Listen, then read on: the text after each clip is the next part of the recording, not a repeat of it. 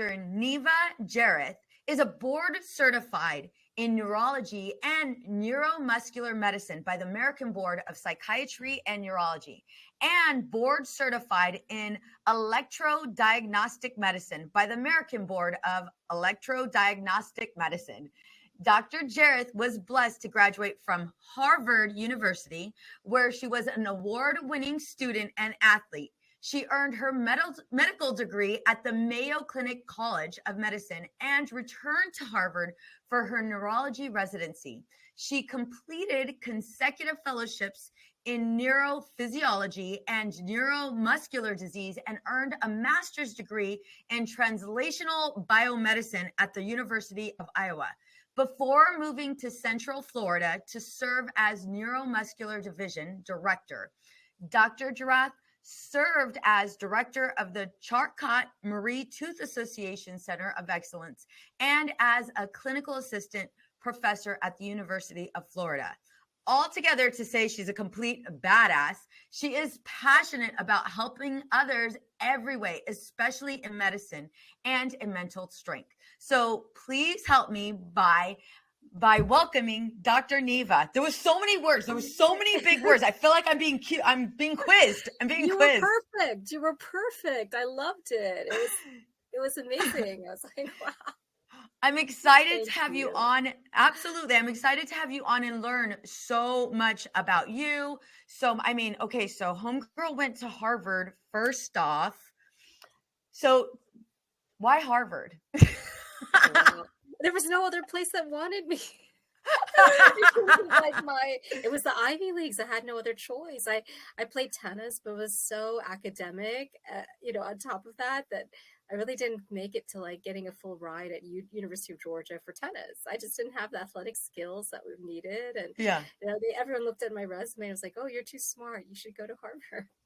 So it was a perfect fit. That's where I belonged. And, I didn't really know what I was getting into when I went there. I didn't even pay attention. My mind was at, as I said, like getting a full ride at University of Georgia or Stanford or playing tennis as a career. And I realized that was not where I was meant to be. And so life teaches you fast, and Harvard was the place, and it was perfect for me. It was very academic, and I didn't realize how much I kept my grades up so high despite playing really well in tennis. Like I was with my twin sister, number 2 in the class. She was number 1. We were just so always reading. It was nonstop. So going to Harvard was actually a perfect fit. And then all the things I learned there, more from everyone else that was there. That's I think crazy. Mark Zuckerberg was a year younger. And I was involved because one of the guy who created Facebook, Divya Narendra, he, wanted to launch something at that time. And I remember the whole scene when he came to me asking me to sign a petition for him because he was so upset his idea was stolen. But during that time, you recognize in life, my mind was so on medicine and doing things. But in the end, it's really all about our ideas. And that's really very important. The ideas take us. You're as big as your biggest idea. And we learned that from college. Absolutely. So not only did you get in, but also your twin sister. She did. Yes. That is amazing. So right away, I want to be adopted by your family, and I want your dad and your mother and father like teach me all of the ways, like to parent my kids.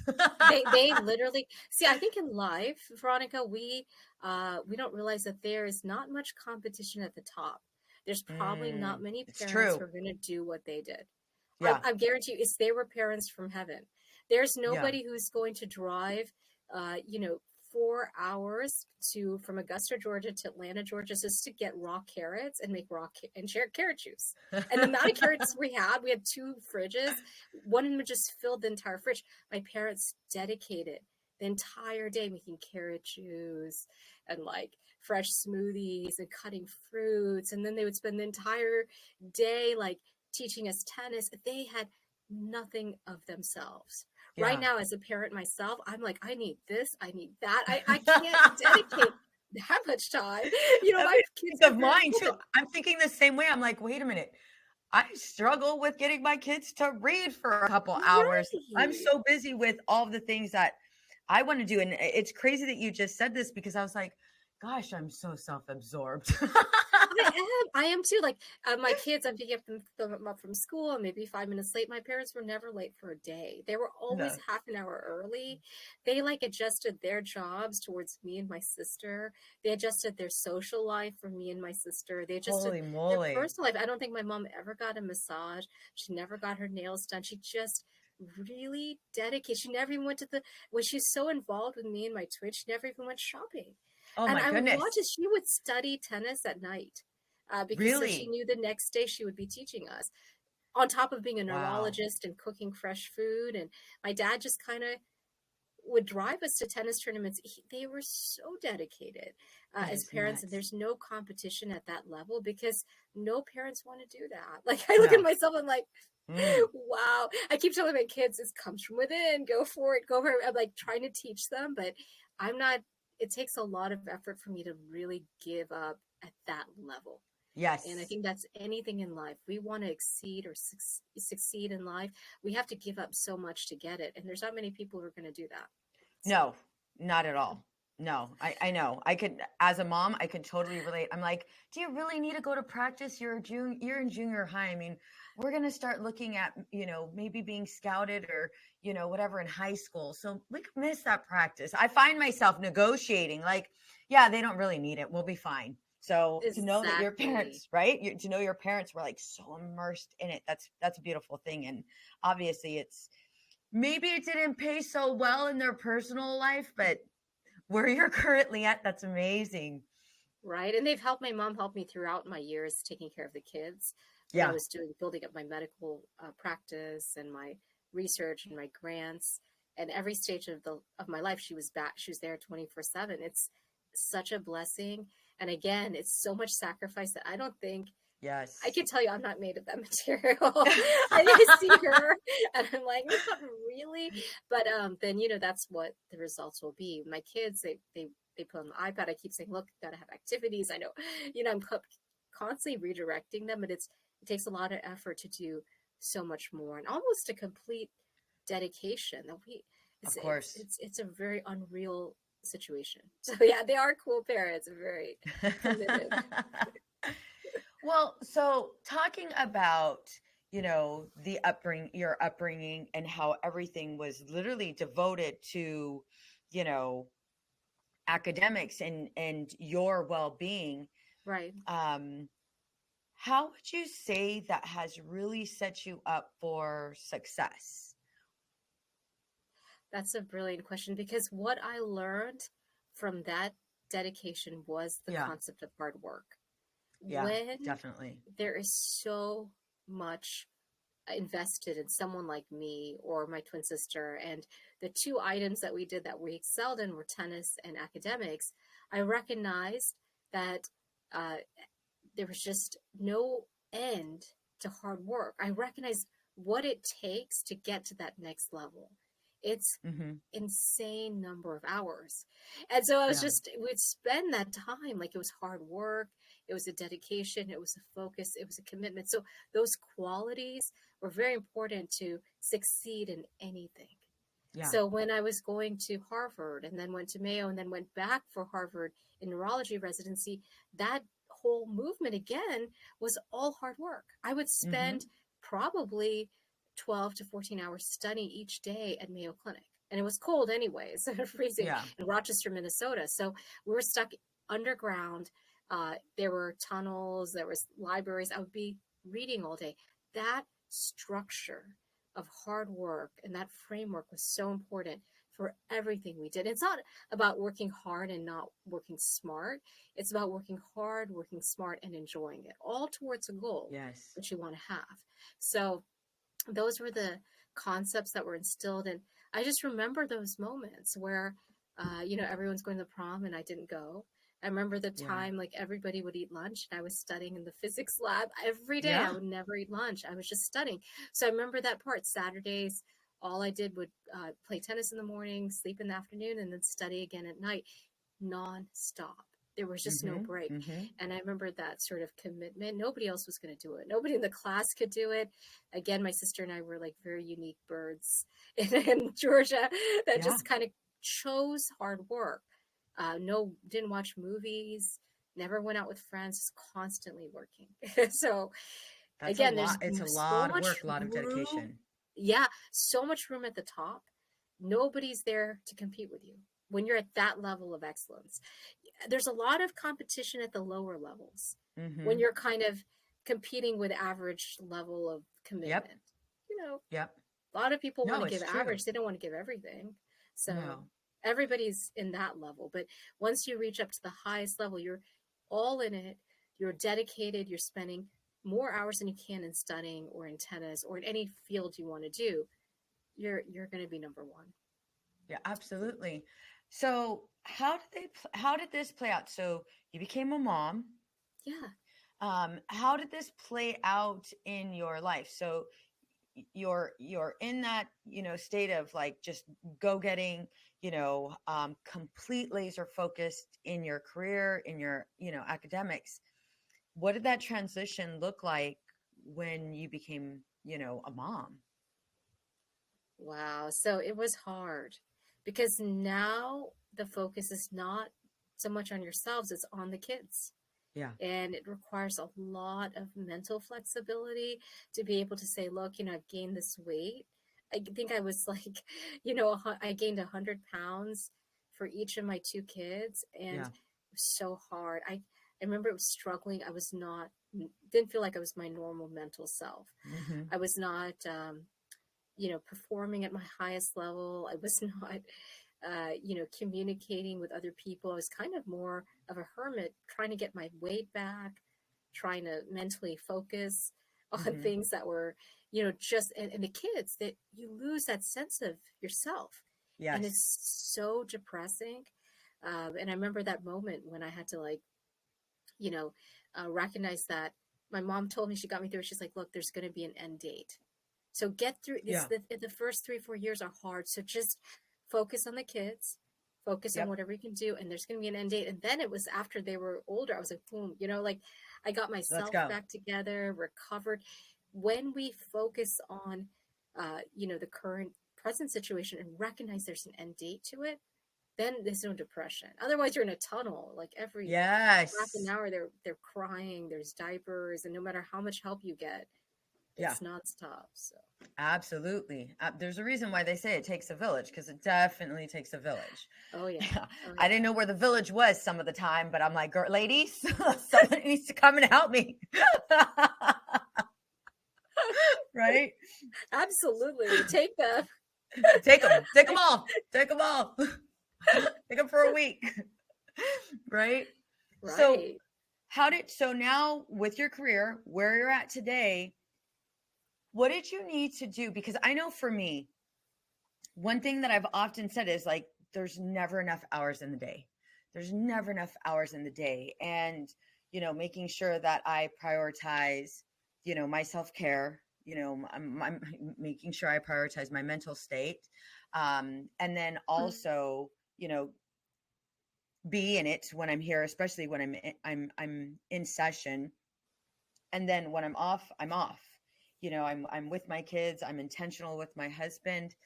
What things did you need to do to maybe either shift your mind or get to a place where you're not running after time? You're not at the mercy of time. I love that question because that's my kind of one of my strengths. And it was always about being as efficient as possible. So there were things that I did that I knew they were going to make me happy. So some of Hmm. the things that I would do is that I wouldn't watch TV with everyone. I've recognized right away the entire family's watching TV. They're watching Yeah. a movie. This is not my time. I don't really care about the movie. If I sit down, I'll never get up. And those are precious times when I can learn. So I would jump on a bike and listen always. There's never a day, even last night, we came back from Montreal, Canada, and the family started watching a movie. I jumped on a bike, didn't care. It was, 8:30 p.m. I didn't have any restrictions on what I wanted to do.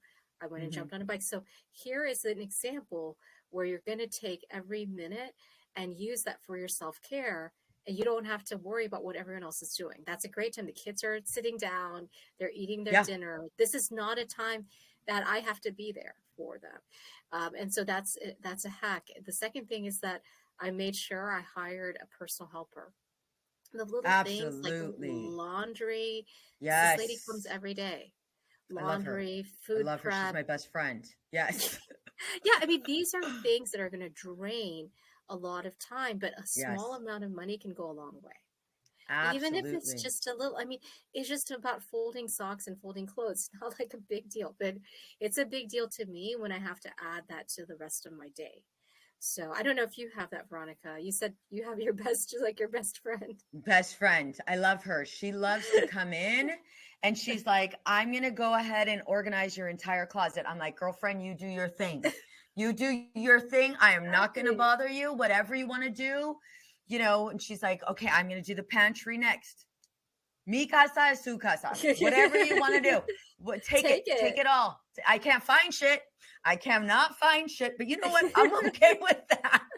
I'm okay We with are going that. to survive. I mean, this is Yes. like, it's just important. You know, those Yeah. times that they're actually doing things for you, it's a small amount, but it goes such a long way. That's why Yes. I could write the book, because I had these like kind of habits built in. Yeah. On a bike when everybody's watching TV, but I have some housekeeper coming in every day, Mm-hmm. and then finding like hacks on food. I mean, there's just so many levels that you can do that makes life easier.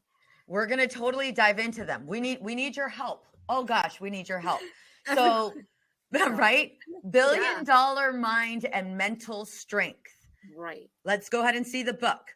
Let's see the So we book. see this So, book right here. yes, It is a life-changing book. we need it. It's brilliant. It's so amazing. So this book came out now. I know we've all are very sensitive. I am a little bit, and I've learned how not to be, but heartbreaks. And being a woman who has to build a program or has to work with men, it's been heartbreaks, because men Yeah. are not used to women in power, or women who are Mm-hmm. working, or women who have a lot of education. They're just not Yeah. used to that because they feel insecure. And so in order, Absolutely. it was so hard. So I had heartbreaks because everybody I worked with invariably, I mean, I came from Harvard. It was just, and even how I would interact or communicate, it became like I would rub them off the wrong way. Yeah. Never could contain, like keep a friend. I was so honest about it. It was just maybe because I was trying to get something done. I became like this bossy, mean, and that's not who I am. No. So I had a heartbreak. I had to change my personality. I had to change how I talked. I had to really dig deep about what makes me happy, Mm-hmm. how to improve myself. But this book came as a result. Now, we've talked a little bit about, I just keep saying tennis. So I did grow up playing tennis, and tennis helped me understand that mental strength is so important. Yeah. You cannot win in any sport or in life without positivity and mental strength. They can't. Something's going to happen, and you can't let it just destroy you. Can't ruin your day. Can't even ruin the hour.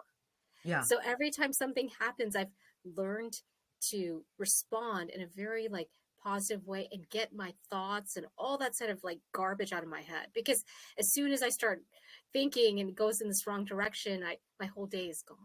So I, Absolutely. I I'm going to pause you. recognize, I'm going yeah, to pause you for 1 minute. sure, Your computer is in your sure. screen is going everywhere. Okay, how do we Can you put fix it? it? Let me, Can you put yeah, it on? So Elizabeth, pause, pause, pause. If you can stop us there, we're at a little bit under half of minute 18. okay, this better. Yes. Do you Okay, want to move your screen so we don't see your? Yeah, beautiful. you can see this better. Yeah. Not only say perfect. Okay, Okay, awesome. All right, all so right, so now we're all set. right, and we're So back, now Elizabeth. we're back. So what I was thinking was that the book came from heartbreak and how to respond to pain in our lives. But I didn't realize Yes. that we do this to ourselves.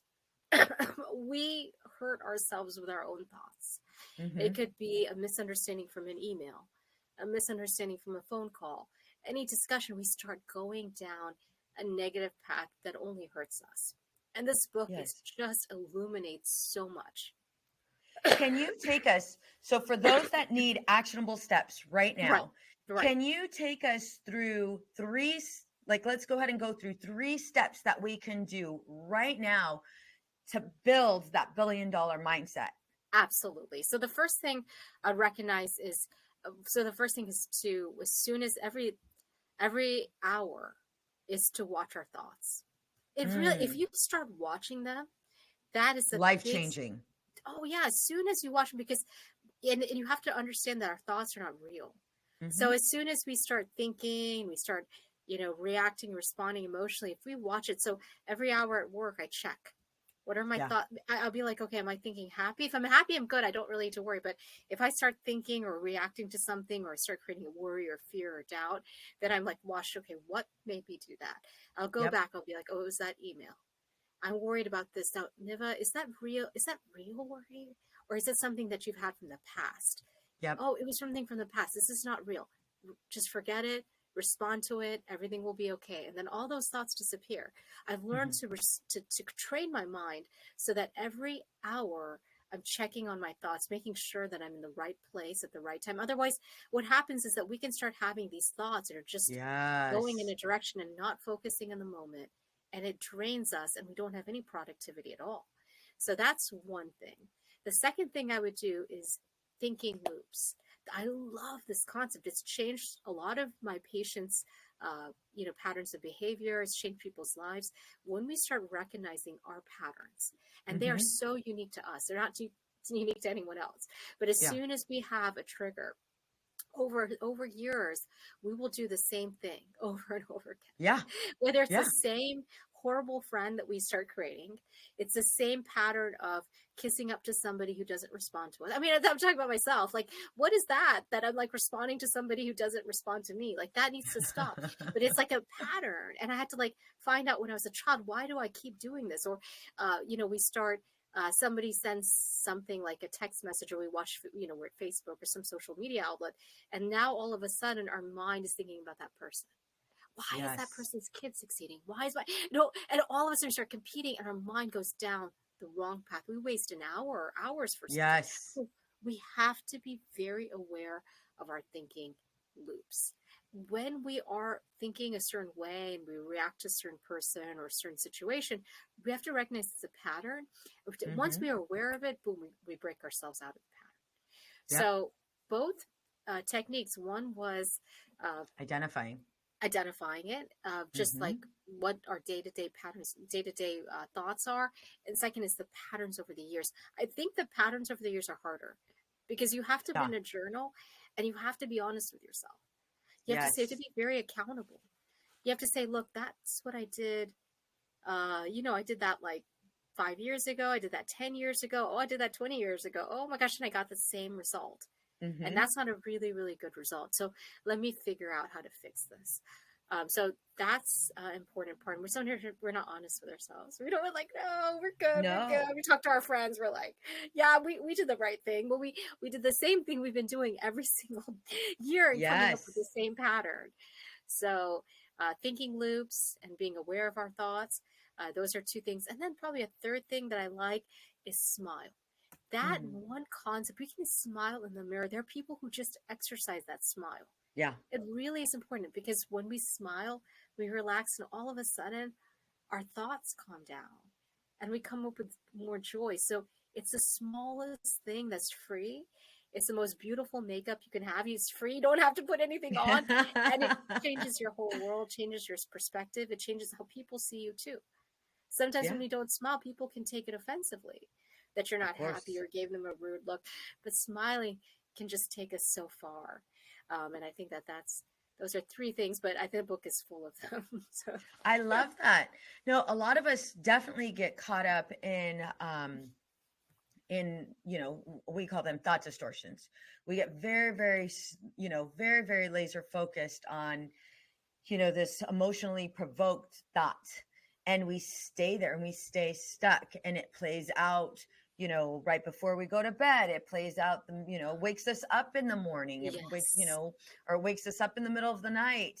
We might be doing something, and it comes up again.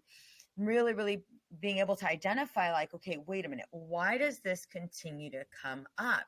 And most of us, I love that your focus is identifying it, because most of us just try to brush it under the rug, and we it do. comes and it bites us in the ass over and over again because we're not addressing it, right?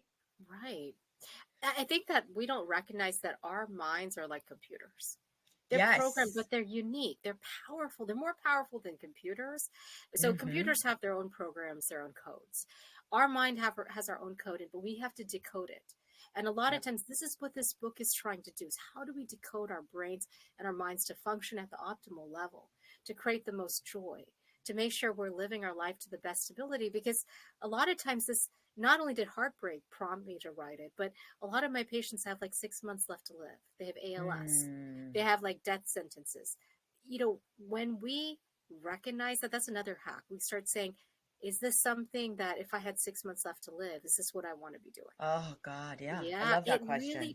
it really changes Yeah. the way we look at our routine, our like every time we're like doing things in like, this kind of robotic manner, we're really not paying attention to ourselves and what we want Mm-mm. to do.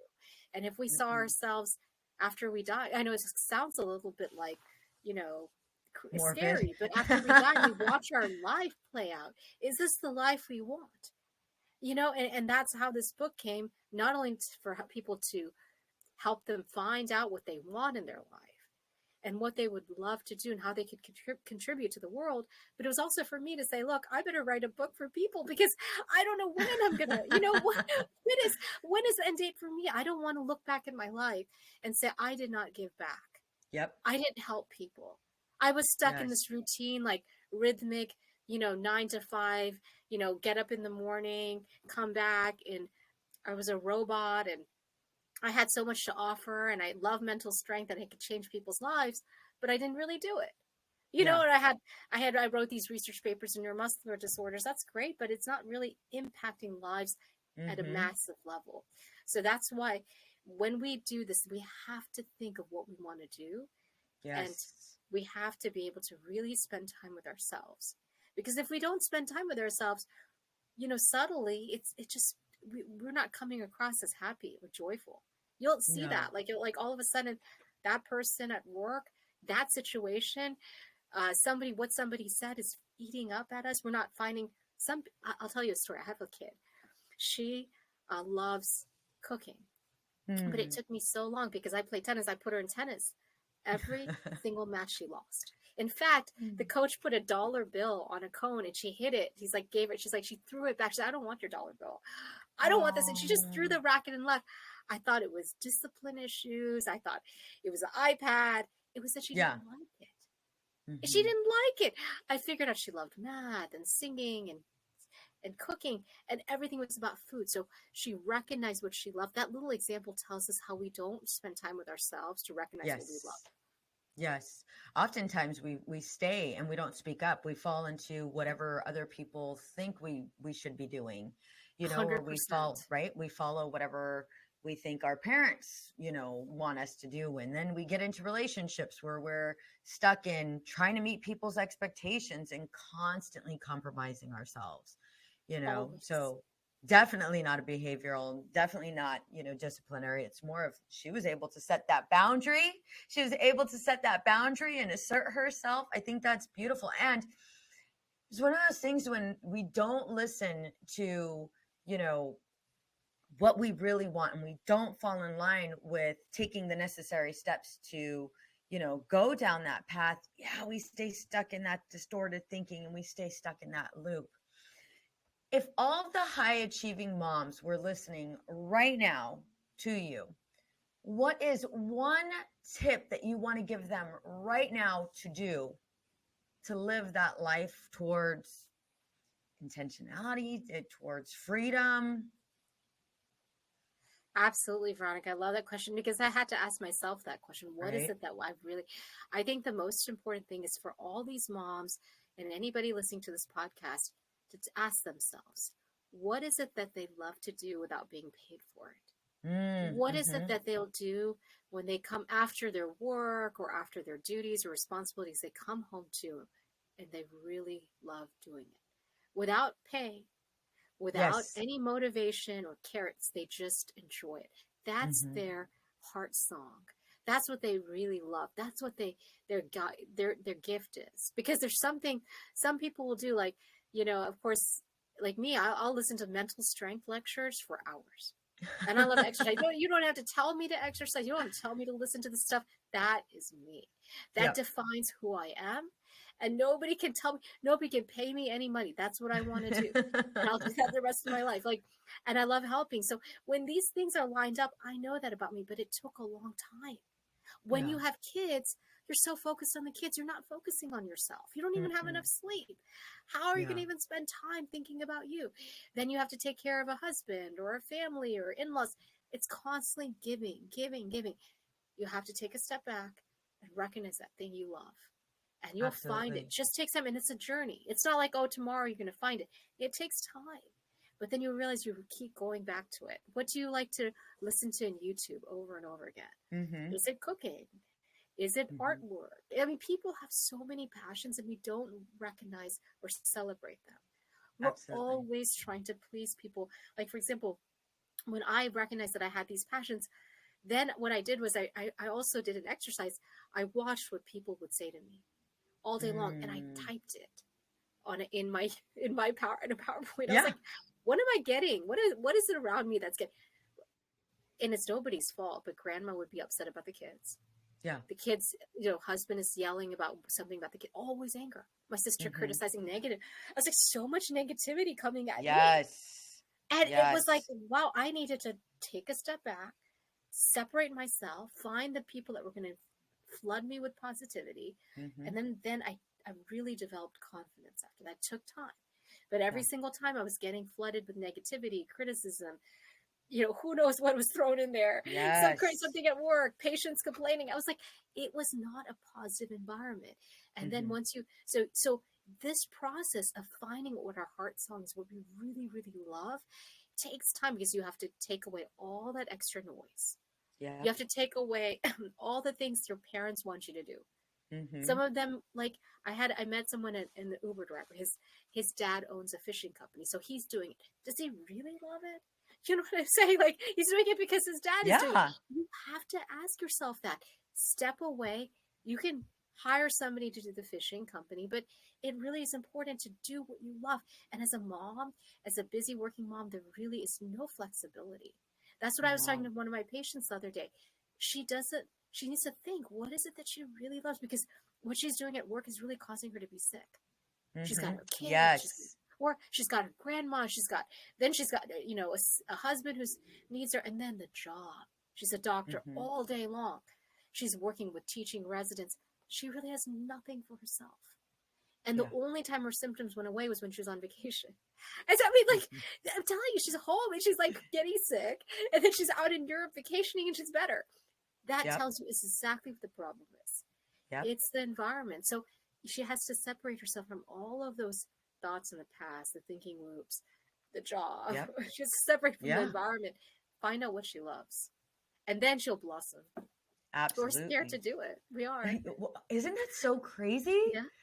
We'll do it for other people, but when it comes time to do it for ourselves, yeah, that's We totally don't. another episode, right? Veronica, that's another episode because you really, really not need to do it. I even catch myself doing it.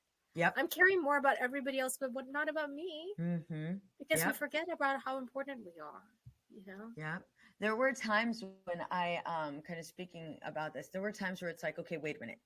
If I would take a meeting at like 6 o'clock in the morning, or if I would take a client at 6 o'clock in the morning, why can't I work out at 6 o'clock in the morning? Or why can't I Wow.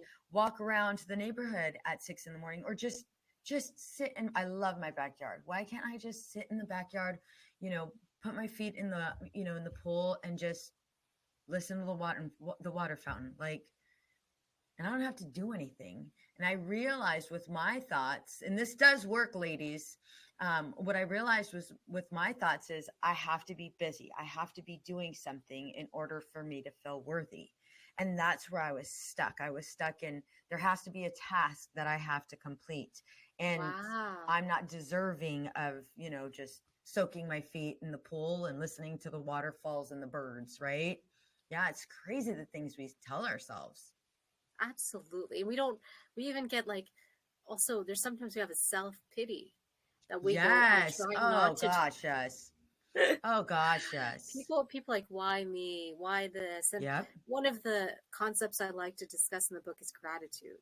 I Mm, love it because when we're grateful, all that self pity goes away. I mean, absolutely. this book is not about self pity. I know there's another book, there's some books out there on the market that talk about mental strength and they talk about self pity, but we're beyond it. Everyone listening here, this no self pity in this book. That's not this book is not for self pity because what we're doing is we're trying to get beyond that. We're trying Yes, to maximize our thoughts to get us to the next level of life. As soon as we absolutely. start feeling sorry for ourselves, we're going backwards. So we're Hmm. not gonna. I know it's like no way. Nope, We're gonna nope. start recognizing our thoughts. We're gonna start making them better. We're gonna make them happy. They're so powerful. Really, Yes, it's called $1 billion mind because our thoughts are like worth $1 billion, even beyond that. We can make yes. our thoughts so powerful that we can make ourselves happy with a thought. We don't really we start buying by we have a consumer culture. Yeah, I think money is important. Of course it is, but our thoughts are actually even more important because we can have Hmm. everything and then still not be happy. Yes, So, so true. So how can we find this amazing book? oh yeah, so yeah, we've kept it out. This book is, if you're really an Amazon pro, you can go on Amazon and get this book in many different forms. There's a paperback version. There is a hardback, which is a journal. So I Oh, I love decided that. my journal ran out. So I said, why don't I just make this book a journal? So I took the key quotes and I put, pages and made this a journal and poetry. I have poetry in here as well. So this is a Oh, book it's where you can use beautiful. it as a journal. It's the hardcover, and so you can write your thoughts. I really like the journal, so get that on Yes. Amazon. We have an audio, we have a Kindle version. Amazon's our go-to, but if you guys are on TikTok, it's there. Instagram, we have pages. I wrote it with my tennis coach, Rick Macy. So both of us have our individual websites and Instagram profiles, Facebook, all of that. The book's constantly there. We have little clips, like, from what we discussed today and all the podcasts we've done, we kind of give daily little quotes from, Nice. so you can subscribe to our podcast, our Instagram channels or Love TikTok, it. and it's there. So So where do we find you? What's your tag name on Instagram and all your social media? sure. So Instagram is Dr. Niva, DOCTOR.NIVA. There's also a tag name for $1 billion Mind 100 on Instagram, and Okay. that's on Facebook as well.